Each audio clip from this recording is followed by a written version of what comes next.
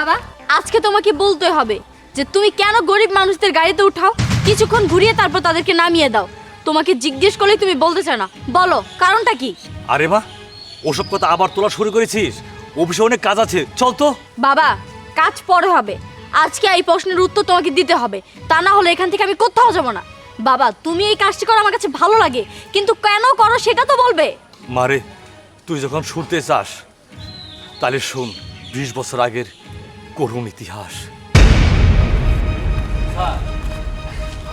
কিছু বলবি?